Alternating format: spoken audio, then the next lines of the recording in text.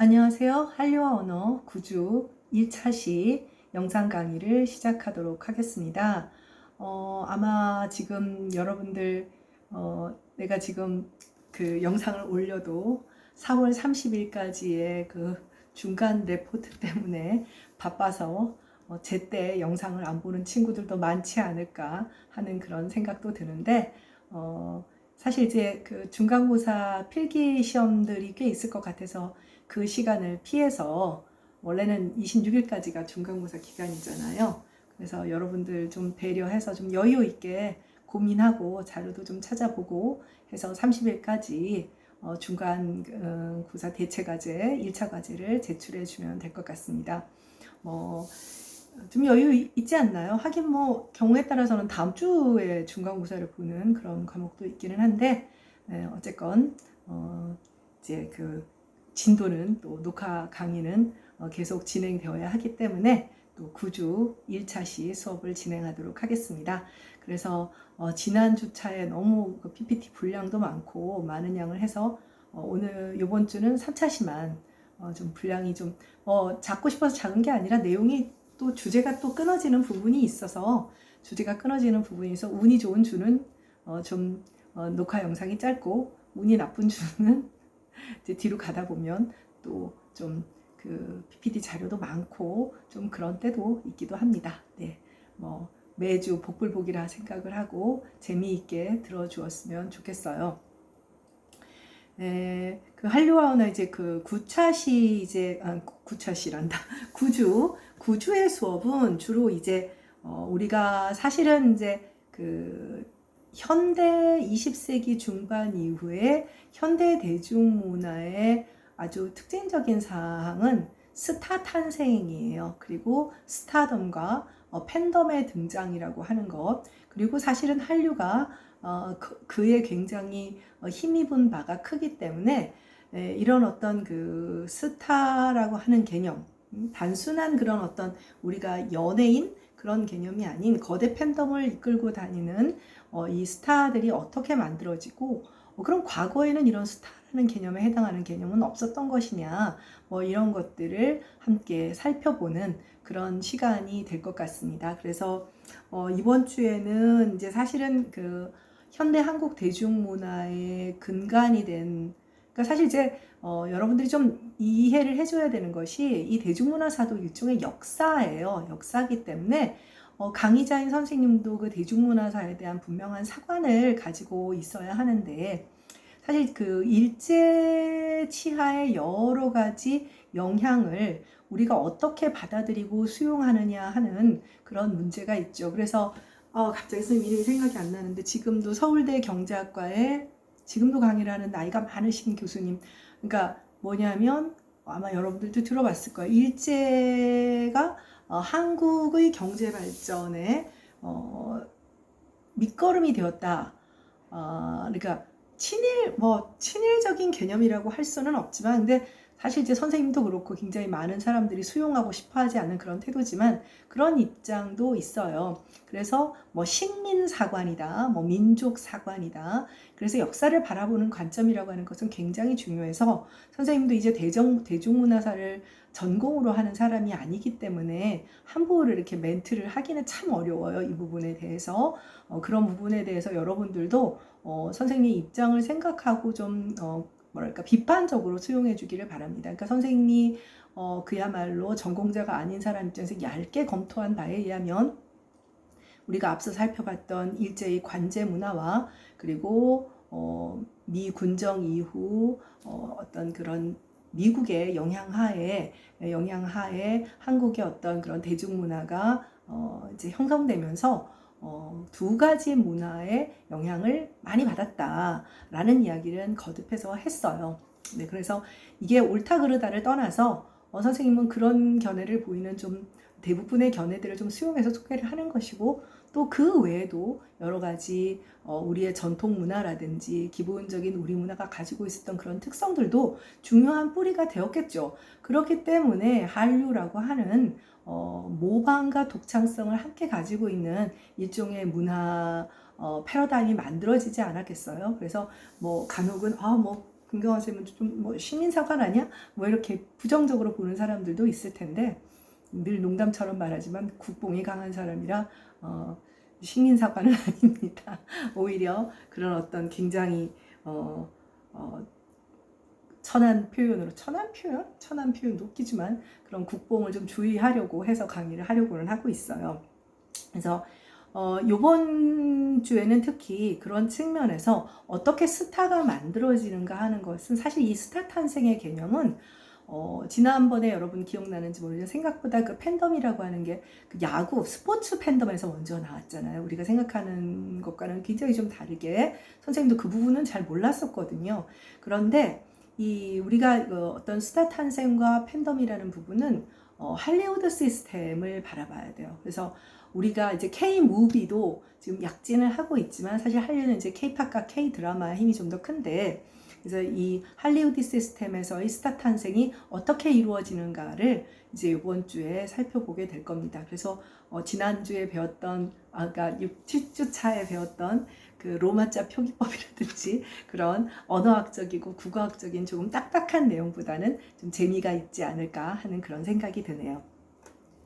네, PPT 자료 이쪽을 보도록 하겠습니다.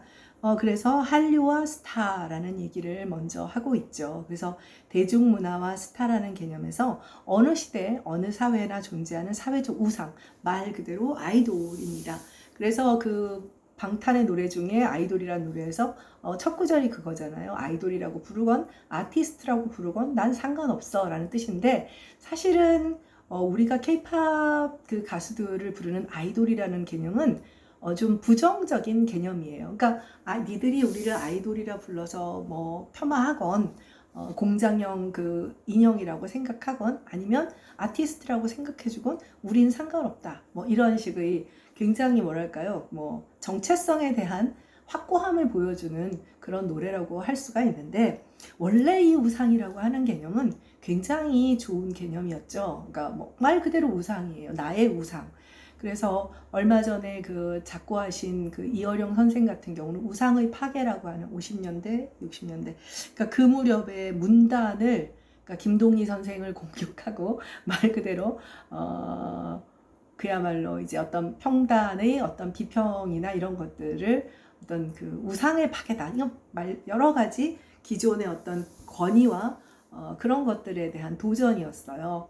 그래서 사실은 평단의 평가를, 대중적인 인기와 대중적인 그 파워는 대단했지만 이어령 선생이 말년에 외로웠다라는 얘기를 하는 것은 무슨 얘기냐면, 뭐 물론 그 아내와 자식들이 뭐 앞서 보낸 딸은 있지만 자식들과 뭐 가족적으로 불행했다라는 얘기라기보다는 또 함께 가는 동료들, 근데 주변에 그 동료들이 없었던 셈인 것이죠. 굉장히 이른 나이에.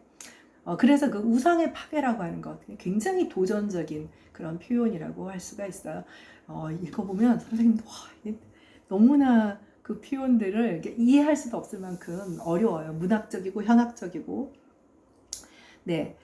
우상의, 자, PPT 자료 다시 보겠습니다. 우상의 현시화된 모습이나 역할은 변해왔지만 우상은 그 시대와 사회의 숭배의 대상이라는 점은 동일하다. 그러니까 그 지금의 현대사회에서의 우상이라고 하는 것은 사실은 불과 글쎄요 한 7, 80년대까지만 해도 우상은 정치인, 뭐 DJ, YS, 뭐 혹은 보수 쪽에서는 뭐 박정희 대통령 등등 그런 어떤 그런 정치인들이 어느 정도 우상의 지위를 가지고 있었다면, 90년대 이후 한국 대중문화가 성숙해지면서 우상은 대중스타가 된 것 같아요. 대중스타가 됐습니다. 그래서 결과적으로 그 우상을 보면 그 사회의 지배적 가치를 표현하는 어떤 상징을 알아낼 수가 있게 되는 거예요. 그러니까 정치인들이 아닌 대중스타가 어떤 우상이 되었다라고 하는 것은 우리 사회가 갖고 있는 규범 체계라든지 도덕 질서라든지 그리고 가치 체계라고 하는 것에 굉장히 많은 변화가 있게 되었다라고 하는 것이죠. 과거로 따진다면 남사당패인 사람들이 우상이 된 거니까요. 굉장히 다른 측면에서 사회 패러다임이 바뀌었다는 것을 사회학적으로 해석할 수 있게 되는 부분이죠. 이런 부분을 선생님이 아주 전문적으로 설명해 줄 능력이 없는 거예요. 그러니까 여러분들 이게 특히 한료라고 하는 이 부분은 모든 분야가 그래서 그 언론 영상학의 학문도 최근 학문이죠. 최근 서울여대에서도 늦게 만들어 최근 학문이에요. 최근 학문이어서 그 학문 속에는 여러 가지 분야가 뭐 언어학적인 것, 문학적인 것, 또 사회학적인 것, 뭐 이런 모든 윤리학적인 그런 것들이 다 포함되게 되는 것이죠. 그래서 우상이라고 하는 것은 기본적으로 그 사회의 지배적 가치를 표현하는 상징 체계가 되는 거다 하는 중요한 그런 개념이 되는 거죠. PPT 3쪽입니다. 그렇다면 단어로서의 우상의 의미, 모든 학문의 시작은 그 단어의 의미를 규정짓고 정의하는 것이 첫 번째인데요. 우리 3쪽에 보면 우상이라는 한자는 본래는 인형을 말하는데 그 중에 숭배의 대상이 되는 어떤 상을 뭐 조각상이면 조각상, 뭐 종교적 대상. 그래서 우리가 예를 들면 우상 숭배다라고 하면은 이슬람에서 그때 어디죠? 바미안 불상인가요? 바미안 불상 몇천 년 된 불상을 폭파시켜 버렸어요. 이슬람 스테이트에서 사실 뭐 정말 전 인류가 가슴 아파했는데 그 이슬람 국가라고 하는 어떤 그 테러 단체, 그러니까 그 이슬람교를 그 극단주의 이슬람 교도들이 그들에게는 이게 수천 년간 이어내려온 유네스코의 유물이자 인류의 유산이라는 생각이 없고 우상이 되는 거예요. 자신들이 믿는 종교가 아닌 잘못된 우상. 그래서 그런 것들을 이제 우상 숭배를 하여 배척하게 되는 것이죠. 네, 그래서 원래의 의미는 당연히 그러니까 인형 같은 의미가 될 수밖에 없는 것이고요. 기본적으로 그래서 우상은 시각적으로 구현될 때는 신의 모습을 한 신상이라든지 뭐 불상이라든지 뭐 이런 개념과 동일시할 수도 있겠죠. 네, 그래서 이 우상이라는 경우 참된 것이 아닌 별도의 모습이나 중간에 게재하는 것이라는 의미를 포함하고 있다. 이게 무슨 얘기냐면, 자, 예를 들면 불상이 있다라고 했을 때 이 불상은 우리 그 불교에서 말하는 궁극의 경지, 득도를 해서 불성을 얻게 되는 과정의 중간 단계. 그러니까 어떻게 보면 진짜가 아닐 수도 있는 거예요. 진짜가 아닐 수도 있는 것이죠. 모든 신상이나 불상은 그런 측면을 가질 수 있기 때문에 참된 것이 아닌 중간 단계의 그런 의미다. 그러니까 그러다 보니 이 우상은 숭배의 대상이라고 하는 굉장히 좋은 의미와 동시에 뭔가 다소간 부정적인 의미를 내포할 수 있게 되는 거죠. 네, 그래서 철학적인 용어로 보면 모습이나 상을 의미하는 라틴어의 이돌라, 아이돌이죠. 네, 라틴어의 이돌라예요. 이돌라의 번역한 그런 단어인데 아마 여러분들 아는 프란시스 베이컨이라고 하는 철학자가 있죠. 그래서 이 사람은 뭐라고 했냐면 인간의 지성을 포로로 하고 있는 우상. 예, 선생님도 너무 어려운 개념이라 그냥 소개만 하겠습니다. 인류이기 때문에 인간 본성에 잠재하는 종족의 우상, 개인이 가진 선입견을 동굴의 우상, 사회생활에서 일어난 편견을 시장의 우상, 학설상 발생하는 것을 극장의 우상. 네. 그래서 이러한 인간 지성을 포로로 하는 우상, 인간의 지성을 포로로 하는 우상이니까 뭐예요? 부정적인 우상이죠. 부정적인. 그러니까 간단히 말하면 종족의 우상이라고 하는 것은 뭐 예를 들면 민족주의라든지 뭐 우생학적인 개념이라든지 잘못된 편견, 또 시장의 우상, 사회생활을 통해 이 시장이 이제 그 어떤 사회를 얘기하는 것이죠.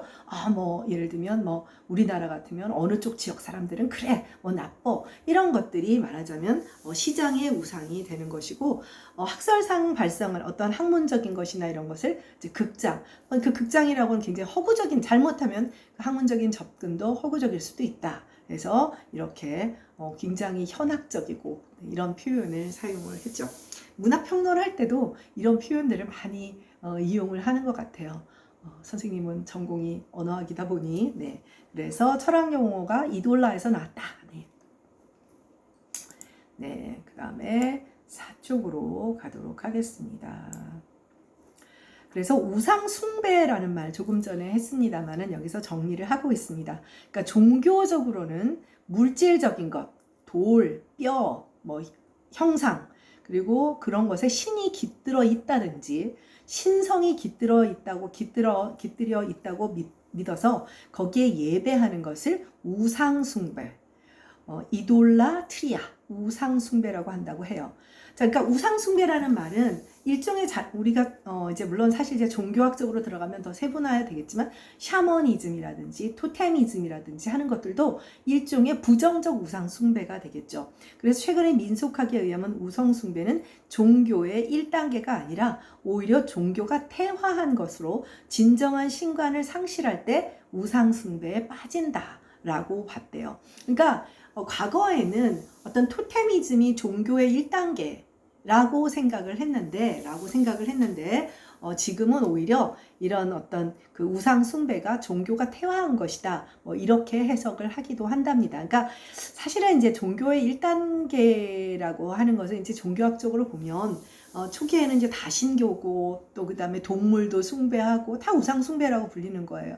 뭐 지나가다 뭐 우리나라도 뭐 남근석이라든지 뭐 돌도 숭배하고 뭐 지리산이나 뭐 이런 데 가면 뭐 돌 쌓아놓은 것도 이런 것도 일종의 뭐 숭배 개념에 해당하는 것이죠. 근데 그런 어떤 전통적이고 아주 오래전부터 이어온 거 말고요. 현대인들도 내가 교회도 다니고 성당도 다니고 절도 다니는데 현대적인 종교로 인정받는 것들이잖아요. 그럼에도 불구하고 뭐 예를 들면 부적을 쓴다든지 뭐 이런 그런 것들은 오히려 종교가 퇴화한 것이다. 이렇게 보아야 한다는 것이죠.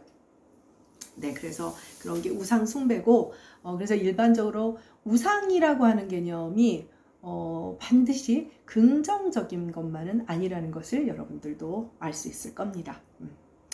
네, 그래서 사전적인 의미를 다시 한번 정리를 하겠습니다.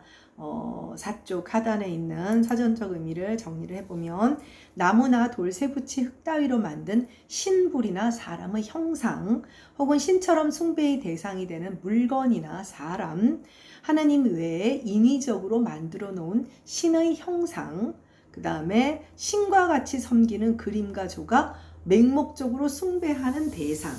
이게 그래서 요게 지금 보면 둘 다 아이돌인데 이미지란 개념이 있고 아이콘이란 지금 파란색으로 선생님이 써놨잖아요.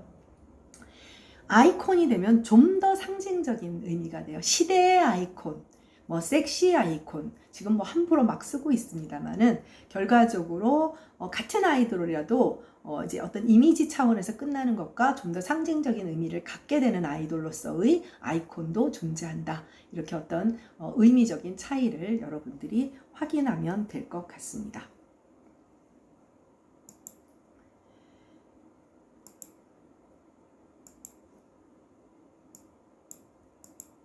네, 그리고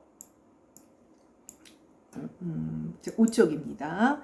그러면 이제 시대를 따라서 시대가 달라지면서 우상의 모습이 달라진다라는 이야기를 여러분들한테 전달을 했는데요.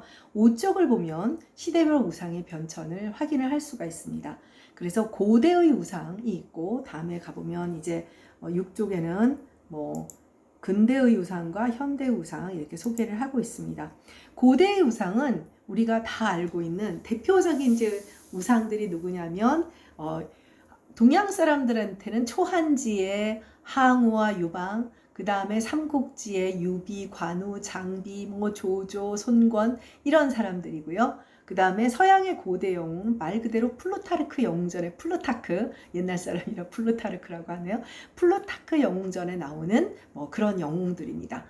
이게 이제 이들 영웅들은 뭐 신화와 역사를 오고 가는 그런 존재들이 되죠. 그래서 고대 우상은 장군이나 정복자들처럼 전쟁을 승리로 이끌고 영토를 확장하는 신화적인 존재로 불멸의 영웅들이에요. 말 그대로 영웅들이죠.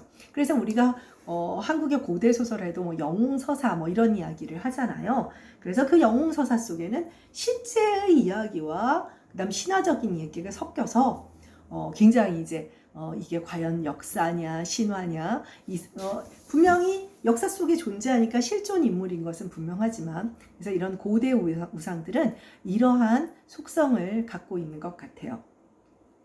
얘기가 조금 달라지는데 여러분들이 이런 어떤 고대의 영웅들이라든지 동서양의 영웅들 이야기들은 사실 지금에 와가지고 여러분들이 초안지를 읽는다든지 삼국지를 읽는다든지 막 이거 되게 그래요. 근데 요즘 여러분들은 정말 많은 데이터들을 하다못해 인터넷에서도 쉽게 뭐 나무위키 같은 곳에서도 볼 수 있잖아요. 그래서 좀 부정확한 정보지만 뭐 이건 상식적으로 알고 있으니까 그래서 뭐랄까 면접 같은 것을 대비해서 이게 쓰일지 안 쓰일지는 모르지만 비유적인 표현 또 간혹 물어보는 사람들이 있어요. 이제 뭐 나이가 많은 사람들이니까 너는 뭐 삼국지에서 누구를 좋아하니? 라고 했는데 전혀 떠오르지 않으면 굉장히 난감할 수도 있잖아요.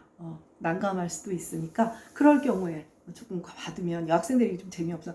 저는 뭐 예를 들면 적토마를 타고 다니는 조자룡을 좋아합니다. 그래서 조자룡이 유비의 아들 유선을 옆구리에 끼고 척진을 달리는 그런 멋진 남성의 모습이 좋습니다. 자, 그러면 이게 오히려 유비 관우 장비 모르는 사람은 없지만 그래서 이게 요런 것들이 왜 어디나 표현의 비유적 사자성어랑 비슷한 거예요. 그래서 이거는 쓰이지 않는다 하더라도 나중에 어디선가 비유적 표현으로 쓰일 수 있는 것이니까 심심할 때 한 번쯤. 그래서 면접을 할 때 여러분들이 남들과 똑같이 대답을 하면 좋은 점수를 받기가 어렵죠. 다음 페이지입니다. 6쪽입니다. 근대의 우상입니다. 자, 근대의 우상. 자, 그 근대의 우상이라고 하는 것은 일단 천재들이에요.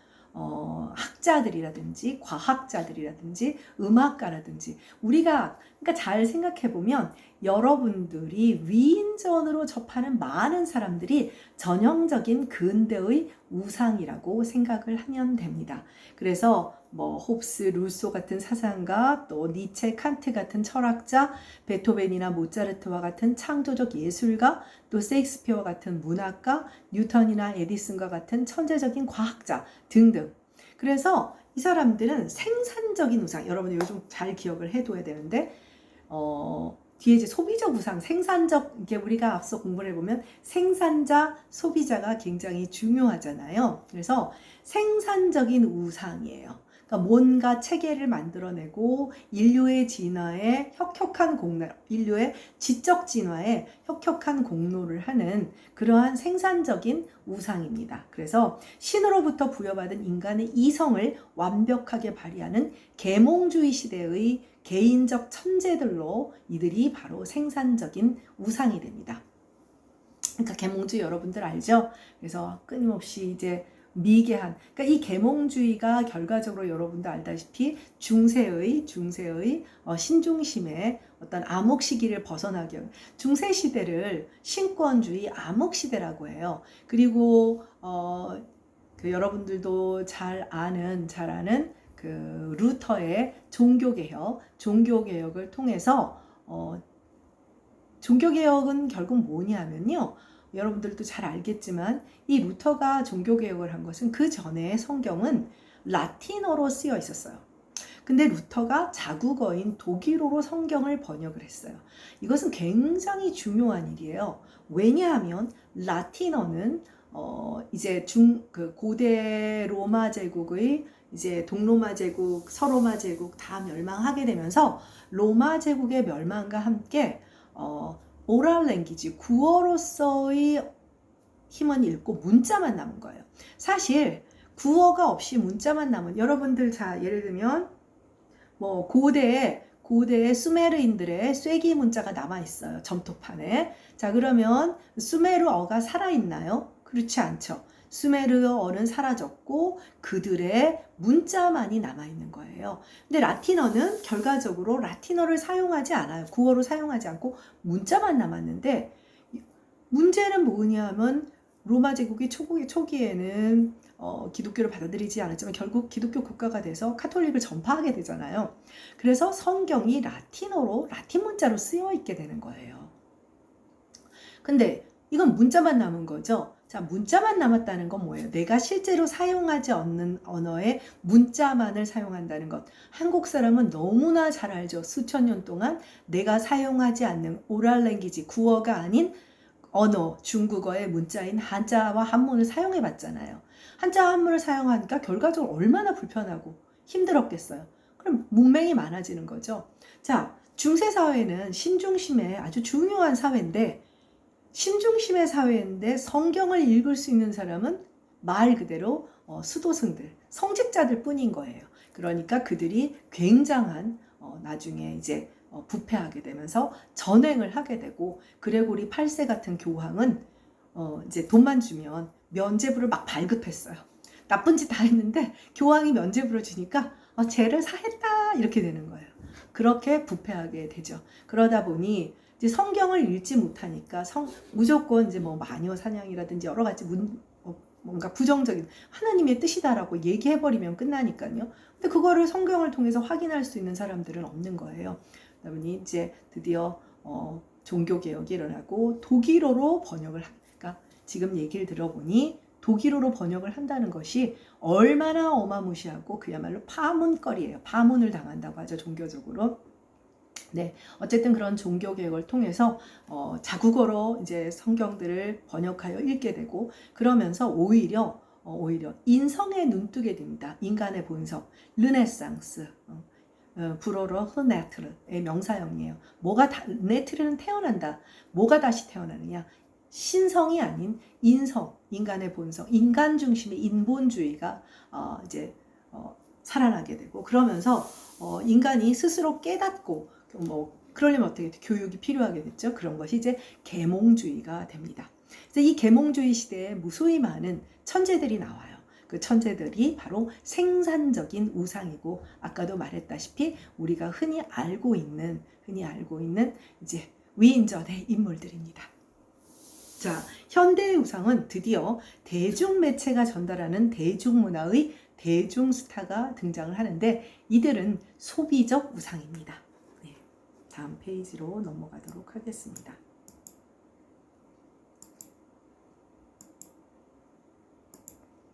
네, 지금 7쪽을 함께 보면 현대 사회의 우상들은 어떤 모습인가를 살펴보겠습니다. 섹스 심벌 마릴린 monroe, 로큰롤의 황제 엘비스 프레슬리, 축구 황제 펠레. 자, 이게 사실은 그야말로 20세기 전반, 20세기죠. 20세기를 대표하는 이 이제 후반부에 나오면 선생님이 젊은 시절의 우상이라고 느꼈던 마돈나라든지 마이클 잭슨 같은 사람이 나오는 것이고요. 그러니까 20세기의 우상들이에요. 외모, 재능, 기량 등 대중의 흠모와 열광을 한 몸에 받으며 국경도 언어도 문화도 뛰어넘는 추앙의 대상이 되는 거죠. 추앙의 대상이 되고, 이 역할을 지금 이제 서구인이 아닌 BTS가 이제 말하자면 반대의 상황이 된 거죠. 네. 현대 대중문화론에서 스타의 존재는 굉장히 중요해요. 기본적으로 스타의 개인적인 역량이 상품의 가치를 높여 생산성의 극대화를 통한 폭발적 소비를 이끌어내기 때문인 거죠. 그러니까 이 스타가 어떠한 역량을 갖고 있느냐, 그 역량이라고 하는 것이 단순하게 얼굴만 이쁘거나 잘생긴 것도 중요한 역량이에요. 그것이 소비를 폭발시키는 것이니까요. 그래서 대중 스타들이 생산되고 관리되고 소멸되는 시스템을 이해하는 것은 현대 문화산업의 구조를 이해하는 아주 첩경이라고 하는 것이죠. 자, 예를 들면 이제 우리가 함께 살펴보게 될 것은 간혹 그런 걸 볼 거예요. 저 사람은 정말 이쁜데 왜 이렇게 안 풀릴까? 그럼 이제 정말 좀 부정적으로 말은, 이제 저희 스폰을 못 받았구나. 이제 그 어떤 연예계에 대해서 이렇게 부정적으로 보면 안 되지만, 사실은 여러분도 알다시피 이 대중문화 산업계가 가지고 있는 아주 부정적인 면 중에 하나예요. 남성들도 마찬가지고요. 상대적으로 남성 스타들이 여성 스타들에 비해서 성적 도구화는 좀 덜한 면은 있습니다만은, 어찌되었던 간에 이런 면들이 좀 있기는 하죠.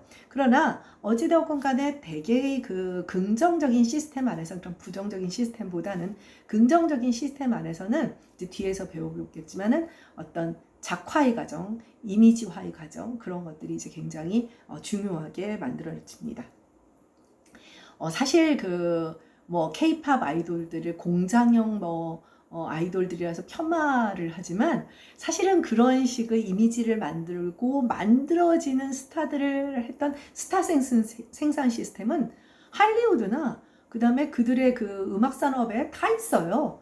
다 있어요. 자기들도 했어. 자기들도 했는데, 오히려 이제, 물론 이제 그런 면은 있죠. 우리가 앞서 배웠다시피 2000년대 초반에, 이제 노무현 정권 시절에, 국가적인 산업으로 추진을 한 것은 사실이에요. 앞서 배웠죠? 쥬라기 공원으로 돈 버는 거 보니까 이거 현대자동차 이거 수십만 대 파는 거랑은 급이 다르네. 이렇게 생각을 하게 되니 투자를 한 것은 사실이나, 미국도 역시, 생산 시스템을 만들어서, 이미지를, 뭐, 공장은 아니지만, 공장처럼 찍어냈다라고 할 수는 없지만, 그들도 그런 방식의 시스템을 가지고 있었어요.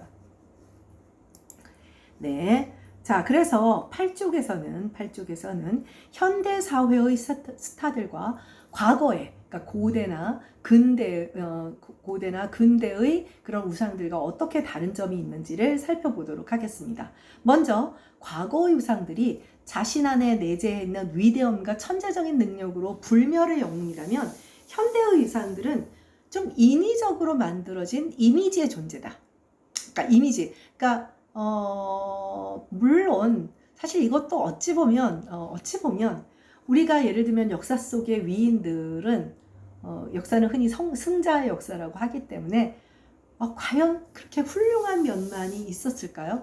조선왕조실록에 보면, 그 조선왕조실록은 대단한데 여러분도 알고 있겠지만, 거의 왕들의 사생활이 아침에 눈 떠가지고 자는 순간, 그래서 아침에 무슨 뭐 변을 어떻게 받는지, 밤에 잘 때 뭐 어느 처소로 갔는지까지 다 적혀 있기 때문에, 어떻게 보면 조선왕조실록을 통해서 왕의 어떤 인격적인 면이나 이런 것들을 좀 정확하게 볼 수 있는 면이 있긴 있어요. 그러나 사실은 우리가 어떤 한 인물을 영웅시하거나 위인시했을 때, 역사의 모든 기술을 다 온전히 믿을 수는 없는 것이잖아요. 그래서 어떻게 보면 현대의 우상들을 이렇게 또 너무 폄하하는 것은 뭐 정당하지 않다, 뭐 좀 편견을 갖고 있는 것이다 라고 볼 수는 있죠.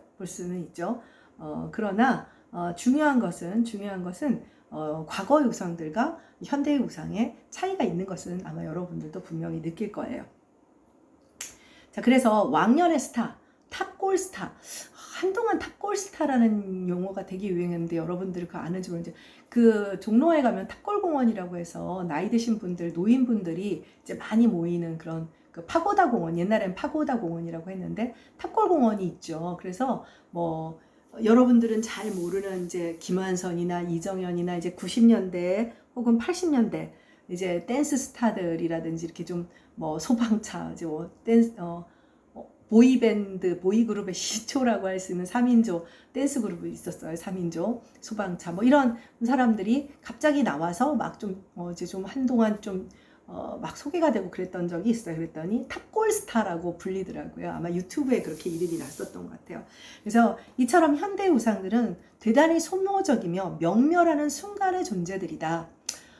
사실 좀 그런 면이 있죠. 이렇게 굉장히 롱런하는 사람들도 있지만, 여러분도 아마 그런 걸 느낄 거예요. 어느 순간, 그 사람 요새 안 보이네. 근데 대체제가 있으면, 대체제라는 조연이든 주연이든, 비슷한 이미지에 대체할 수 있는 존재가 있으면, 어느 순간 쉽게, 그 대중매체에서 사라지게 되는 그런 슬픈 운명인 것 같아요. 그런데 이제 아까도 말했던 롱런하는 그 굉장한 어떤 폭발적인 소비력을 소비를 시킬 수 있는 구매력을 가지고 있는 스타들이 등장하게 되는데, 그것이 이제 바로 슈퍼스타죠. 그래서 아까 앞서 말했던 뭐 예를 들면 뭐 마릴린 몰러라든지 뭐 엘비스 프레슬리라든지 또 뭐 비틀즈라든지, 그러니까 단순하게 예를 들면 여러분들이 뭐 비틀즈 때 한참 있었던 뭐 시카고라든지 뭐 이런 경우는 잘 모르겠지만